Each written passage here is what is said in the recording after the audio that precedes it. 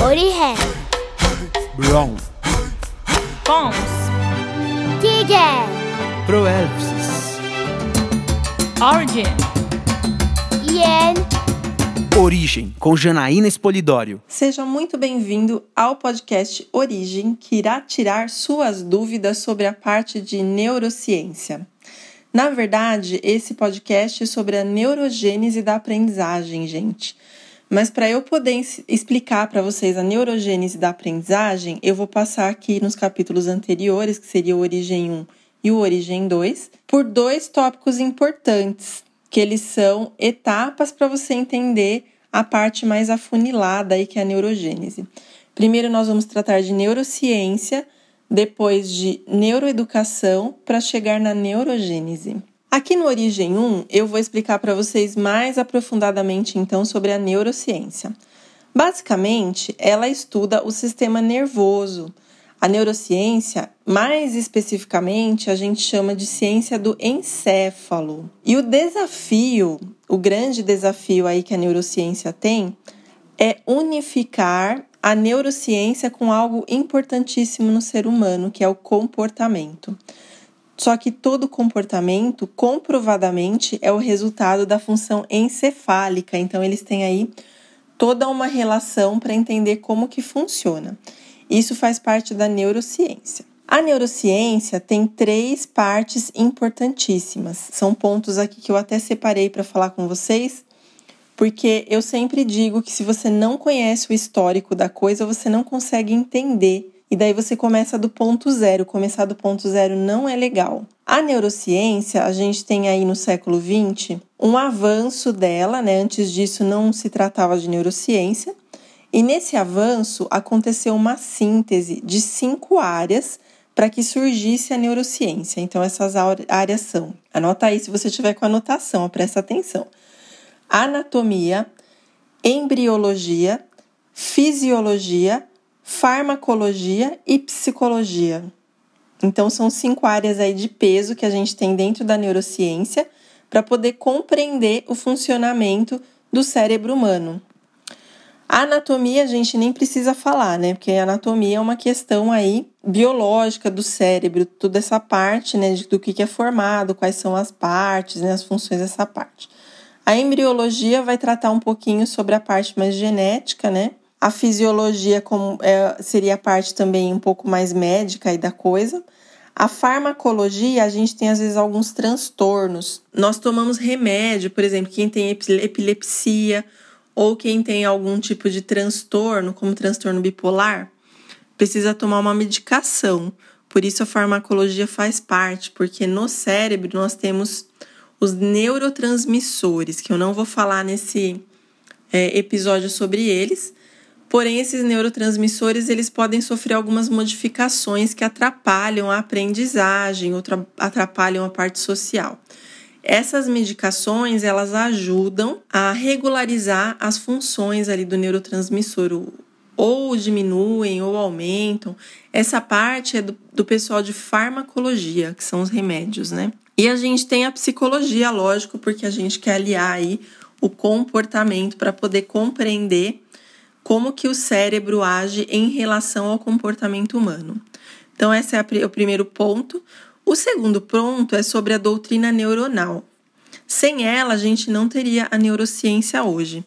Lá para os meados da década de 50, um estudioso chamado Sanford Pelley, ele conseguiu demonstrar pela primeira vez na história, com evidências, porque a neurociência só trabalha com evidência, a existência de sinapse. A sinapse, para quem não se lembra, porque é uma coisa que a gente estuda ali na escola, né, gente? Depois, ainda é nova a neurociência na educação, nem todo mundo lembra dessa parte. Mas a sinapse é uma região de proximidade entre um neurônio e outra célula, porque o neurônio também é uma célula, né? A gente tem aí como células os músculos, os neurônios. Essa região, né, que é esse espacinho, é onde acontece a sinapse. E daí o Sanford Pelley, ele conseguiu mostrar isso num experimento. Então ficou aí comprovado, tem um fato científico que comprova que isso existe. Essa sinapse, ela pode ser de 2 jeitos, ela pode ser química ou elétrica. A química é a que carrega aqueles neurotransmissores que eu falei para vocês da farmacologia. Parece complicado, porque é uma linguagem um pouquinho diferente, mas você pode, conforme você vai ouvindo as palavras, anotando, você vai absorvendo esse vocabulário, porque é um mundo totalmente novo. E é super importante que a educação comece a absorver, porque não vai mais haver educação daqui a um tempo sem associar com neurociência. Terceiro ponto que eu queria falar com vocês é sobre um modelo muito importante aí na ciência chamado Hodgkin-Huxley. São dois estudiosos que na primeira metade do século XX conseguiram, a partir de um axônio de Lula gigante, um axônio gigante de Lula, né, na verdade, fazer alguns experimentos eletrofisiológicos. Lembra da fisiologia que eu falei para vocês? Que é uma lá das ciências que juntam, né, a síntese das áreas da neurociência. Então, esses experimentos eletrofisiológicos que o Hodgkin e Huxley fizeram em um axônio gigante de Lula permitiram perceber como que acontece a transmissão de sinal de uma célula para outra. O axônio é uma parte do neurônio, tá? É uma extensão e essa extensão ela é responsável por transmitir os sinais. Na Lula é possível ver com maior clareza porque ela tem um axônio gigante, então no corpo dela tem um axônio em tamanho ampliado que permite ver com maior clareza como que funciona essa função do axônio, né? O axônio ele é mais longo que os dendritos, né? Esse sinal é importante que é como se fosse uma comunicação, sabe? Comunicação, sinais de fumaça, telégrafo, telefone. A gente tem um avanço na história, na comunicação. E dentro de nós temos também a comunicação. Isso aqui eu nem tinha planejado aqui falar no podcast, mas eu lembrei, achei interessante. No nosso neurônio, nós temos algumas substâncias, né? Ele é formado ali por partes, por substâncias, por células de glia, que ajudam ali na parte do neurônio.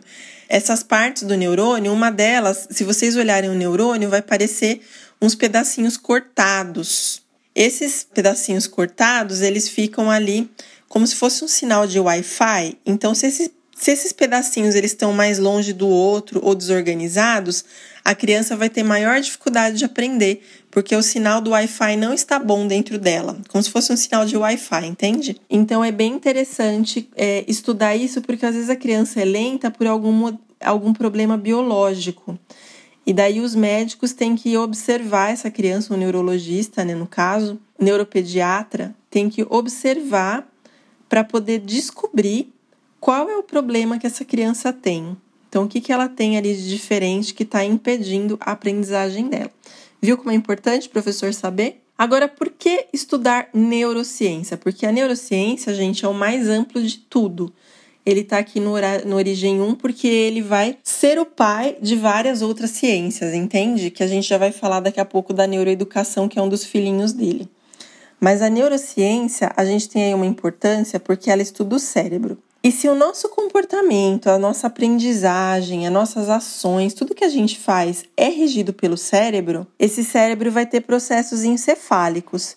E como que a gente lida com uma aprendizagem que acontece dentro da criança se a gente não entende qual é o processo que está lá dentro? É que nem eu sempre falo, gosto demais de uma frase do Francisco Mora, que é um neurocientista espanhol. A Espanha é bem avançada em neurociência. Ele fala que nós não podemos desenhar uma luva sem antes conhecer uma mão. Você não consegue ensinar um aluno sem antes conhecer o seu processo de aprendizagem interno. Então, essas micagens que a gente faz, às vezes, elas são por experiência. Mas se você sabe a evidência de dentro do cérebro, talvez você consiga ensinar por um caminho mais curto e mais eficaz do que as micagens que às vezes a gente faz em sala de aula, né? Às vezes você acha ali uma rota mais bonitinha, mais encenada, mais teatral para a criança aprender. Também é importante, dependendo da faixa etária, né? Só que você tem outros meios de ensinar aquilo que talvez sejam mais eficazes e você não conheça, porque você não conhece a neurociência. Origem, com Janaína Espolidório. Bom, falei já da neurociência, então vamos afunilar aqui o nosso conhecimento para a neuroeducação. A neurociência, como eu falei, é uma ciência mais ampla, ela tem ali a síntese de 5 áreas, só que a gente precisa também pensar que ela pode se associar a outras áreas, né? Porque, afinal de contas, gente, somos humanos e nosso centro de controle é o cérebro. Sendo assim, nada mais natural do que começar a entender como funciona o cérebro para você ter melhores resultados. Em marketing, por exemplo, nós temos o neuromarketing, que estuda ali como que a propaganda, a publicidade, que são termos mais antigos, vão impactar o consumidor. Então, por meio de estudos do cérebro, esses estudiosos aí de marketing, né, as pessoas que são os profissionais dessa área, eles observam de que modo essa propaganda vai chamar a sua atenção e impactar, fazer uma marca no seu cérebro. Então, eles fazem uso aí de recursos sonoros, de recursos visuais, para criar uma memória sensorial e essa memória ser transmitida para o cérebro e lá ficar impressa. Não vou me aprofundar nisso aqui, mas tem todo um estudo aí do neuromarketing baseado na neurociência. A mesma coisa para a neuroeducação. Uma definição para a neuroeducação, que eu peguei lá da universidade, de uma universidade espanhola, porque eu gosto muito deles nessa parte mais generalizada. Para partes mais específicas eu gosto de outros países, mas para neuroeducação e neurociência eles são muito bons, se vocês puderem até pesquisar. É bem interessante. Uma definição, então, da neuroeducação é ser a disciplina que promove a integração entre as ciências da educação e a neurologia. Então, a gente tem aí uma junção, por exemplo, vou dar um exemplo prático para vocês da educação, que se você já fez pedagogia, você conhece, se você está em processo de fazer, você vai conhecer. Em ciência da educação, nós aprendemos sobre Maria Montessori, que foi uma médica italiana que teve uma espécie de uma creche, né? Eles chamavam de creche. E isso foi, gente, no final ali de 1800 e bola, quase 1900, tá? Bem antigo mesmo. E ela descobriu que as crianças, se você estimulasse os sentidos das crianças, elas aprendiam de modo mais fácil, mas tinha períodos da vida que a criança aprendia mais facilmente. A Maria Montessori, em pedagogia, em ciência da educação, chamou isso de períodos sensíveis ou períodos sensitivos. A neurociência, a neuroeducação, ela vê isso como janelas de oportunidades. A nomenclatura é diferente, mas são as evidências desse modelo. Então, você percebe aí que casa muito você juntar a ciência da educação com a neurologia, porque na neurologia é comprovado que de tal a tal idade a criança aprende mais fácil tal coisa. Coordenação motora é uma dessas coisas que é importantíssimo estar dentro da faixa etária correta no desenvolvimento infantil. Se você não tem ali uma sequência de ensinamento, né, de aprendizagem da coordenação motora grossa para passar para a fina depois, você não consegue, de maneira alguma, atingir os resultados que você precisa. Vocês sabem que, às vezes, eu faço algumas indicações, né, aqui nos podcasts. Um Instagram que eu acho bastante interessante, eu até conheço a pessoa, o profissional, né, acho muito profissional mesmo, é o @Elaine_psicomotricista. Nesse Instagram, ela conta sobre os movimentos, porque ela é psicometricista. E daí ela fala, inclusive, da questão do escrever.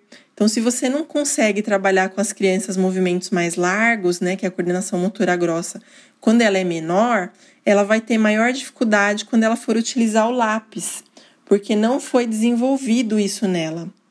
Então, é bem interessante essa parte aí da psicomotricidade, para vocês estudarem também quem se interessa aí mais pela evolução do corpo. Também é uma junção ali da ciência da educação com a ciência da neurologia, só que dentro da psicomotricidade, nesse caso aí.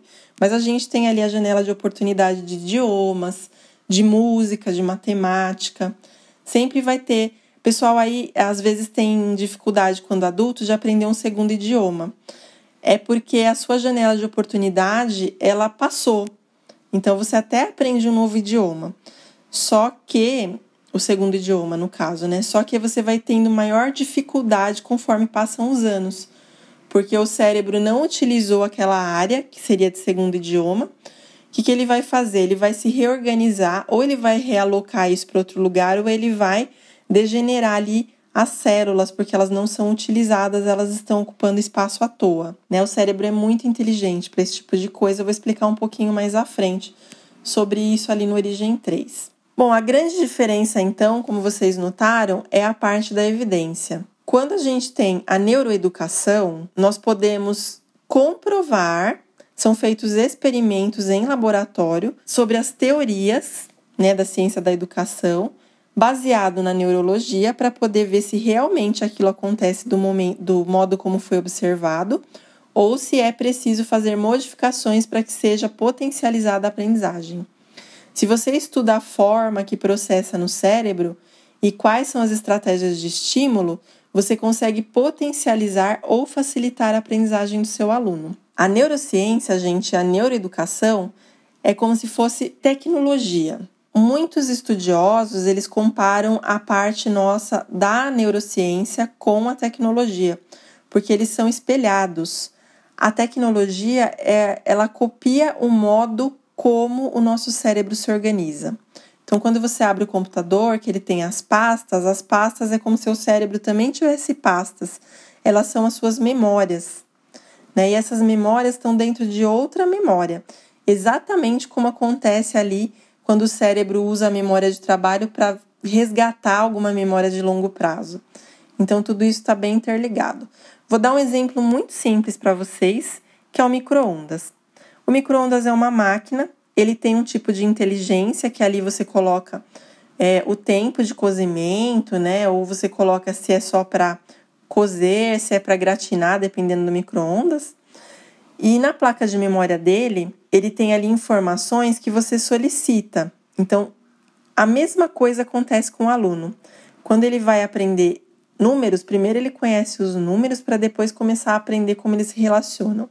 Primeiro o micro-ondas recebe a informação de quais são os tempos, como que funciona, quantos segundos tem o tempo, quantos minutos, para depois ele virar funcional para quem está utilizando. Então, qualquer máquina com inteligência artificial aí, né, vai funcionar dessa forma, espelhando ali o que o cérebro faz em formato de programação. É bem interessante isso para quem gosta das duas partes. Origem, com Janaína Espolidório. Bom, então vocês já viram aí um pouquinho de neurociência, um pouquinho de neuroeducação, e o que eu vou falar agora está tanto dentro de um quanto dentro de outro, só que de modo afunilado, que é a neurogênese. Neurogênese é o processo de formação de novos neurônios. Simples assim. Para quem não se lembra, os neurônios eles são células que estão presentes no nosso sistema nervoso e eles apresentam como principal função conduzir os impulsos nervosos. Lembra deles? Que eu falei para vocês que tem a sinapse? Lá no Origem 1, eu contei para vocês da sinapse e falei que tinha sinapse elétrica e sinapse química. A química, ela tem carregamento de neurotransmissor. Os neurônios, o que vai acontecer com eles? Uma série de coisas. Eles são uma empresa completa, gente. O neurônio vai ter ali um centro de gerenciamento, ele vai ter um caminho dentro dele, ele vai ter sinal Wi-Fi, que nem eu falei para vocês, vai ter células que fazem o transporte, tem células que alimentam, são as células ali de glia. E esses neurônios, eles são o que vai carregar a informação de um neurônio para o outro para você poder entender. Quando você olha para o céu, para você saber que aquilo é um céu, o seu neurônio funcionou. Para você aprender o que é céu, você teve uma neurogênese. Nós nascemos com mais de 100 bilhões de neurônios. Só que o que vai acontecer? Conforme nós nos desenvolvemos, esses neurônios eles vão diminuindo. Daí você vai falar, então é por isso que a gente tem dificuldade. Na verdade, todo o impacto do ambiente e da aprendizagem vai ter um papel aí. É uma coisa ótima que esses neurônios diminuam, porque o que acontece? Quando a gente nasce, nós temos mais de 100 bilhões de neurônios, só que eles são desorganizados, eles não receberam ainda estímulo de aprendizagem. Conforme nós vamos aprendendo, crescendo, se desenvolvendo, esses neurônios, esses 100 bilhões, eles começam a se organizar. Eles se unem a outros neurônios para poder juntar informação, eles formam novas estruturas, eles até desaparecem, isso acontece também dependendo se você não utiliza. Mas isso porque a gente tem uma coisa chamada plasticidade cerebral. A plasticidade cerebral é a habilidade que o nosso cérebro tem em se reorganizar, tanto em estrutura quanto em função. Se você ensina para o seu aluno uma coisa estruturada, vai ser mais fácil se comunicar com o cérebro dele na questão de neuroplasticidade, porque você vai formar ali uma estrutura com um caminho neural mais fácil para que ele possa entender o que você está dizendo e dar a resposta, que é a função dele, em relação ao que você ensinou. Então, essa neuroplasticidade, é que nem se você fizesse a estrutura de uma casa e depois você, nessa estrutura, durante a estrutura, você coloca ali os cômodos. Aqui vai ser a casa, aqui vai ser o banheiro, são os detalhes, né? Essa construção, ela é contínua. E é uma habilidade muito interessante, se vocês quiserem estudar mais a fundo, se chama neuroplasticidade. Então, essa neurogênese, por que é importante eu chegar na neurogênese da aprendizagem? Porque o que você faz em sala de aula nada mais é do que facilitar o processo da formação desses novos neurônios. Lembra lá? Neurogênese é o processo de formação de novos neurônios. Se você não ensina de uma maneira ideal, assertiva, vai virar uma bagunça e esse aluno não vai entender. Se ele não vai entender, a longo prazo a aprendizagem vai ficando pior, ele vai perdendo a autoestima e ele vai se tornando um aluno com dificuldade na escola. Se os professores conhecessem a neurociência, a neuroeducação e o processo da neurogênese, com certeza as aulas seriam mais eficazes. Por isso que eu estou fazendo até esse podcast, porque algumas pessoas são preconceituosas ou até acomodadas, porque a neurociência, a neuroeducação e a neurogênese são coisas novas. Então, a pessoa acomodada, ela tem preguiça de aprender. Nós não podemos ser assim, porque essa preguiça vai dar impacto no seu trabalho. Você vai trabalhar mais e render menos. Se você estuda a neurociência, além de você aplicar isso no seu aluno, você começa a aplicar isso em você, porque você começa a se conhecer melhor como ser humano, que tem um sistema central de aprendizagem no cérebro.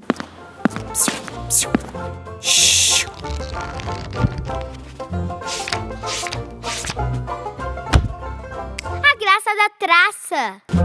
20% da energia produzida por nosso corpo é utilizada pelo cérebro para pensar. A graça da traça. Quando o assunto é o cérebro, um tamanho maior não significa funcionamento melhor. A graça da traça. A aprendizagem do ponto de vista neurológico acontece baseada em 5 pilares: símbolos, padrões, ordens, categorias, relações.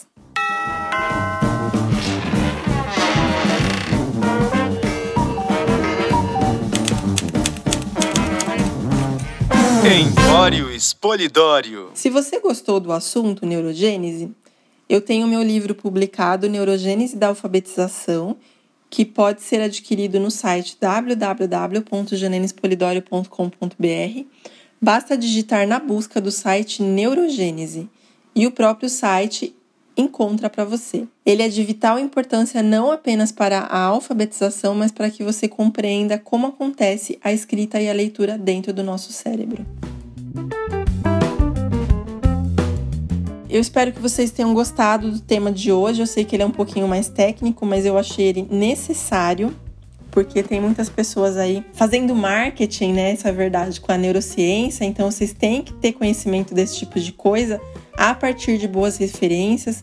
Boas referências são a Adele Diamond, no que diz respeito à função executiva, a Tracy Tokuhama Espinosa com bilinguismo e a parte de pilares da aprendizagem na neurociência. A gente tem o Francisco Mora, que é um neurocientista emocional, ele é muito bom também. Nós temos ali na parte de letra cursiva vários, né? A Virginia Berninger, nós temos o William Kent, a gente tem a Candace do Minds in Motion, que também estuda bastante a letra cursiva. Então, cada assunto vai ser com uma referência diferente. Eu só uso referências de renome mundial. Tem algumas pessoas que elas acabam ensinando aqui no Brasil sem algumas referências estrangeiras.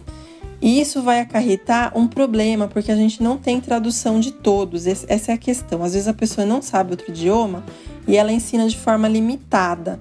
Então tome muito cuidado se você for buscar um curso dentro dessas áreas. Veja se o curso é robusto, se eles utilizam referências internacionais, porque o Brasil ele tem avançado muito na neurociência, porém os recursos ainda estão fora do país, é uma coisa cara de se investir. A gente precisa aí mais abertura, entende? A gente precisa mais conexões, mais sinapses para fora do país também. Espero que vocês tenham curtido bastante e até o próximo vídeo que vai falar aí uma coisa bem interessante para vocês vão amar. Orihe. Brown. Pons. Tiger. Proelpsis. Origin. Ien. Origem, com Janaína Espolidório.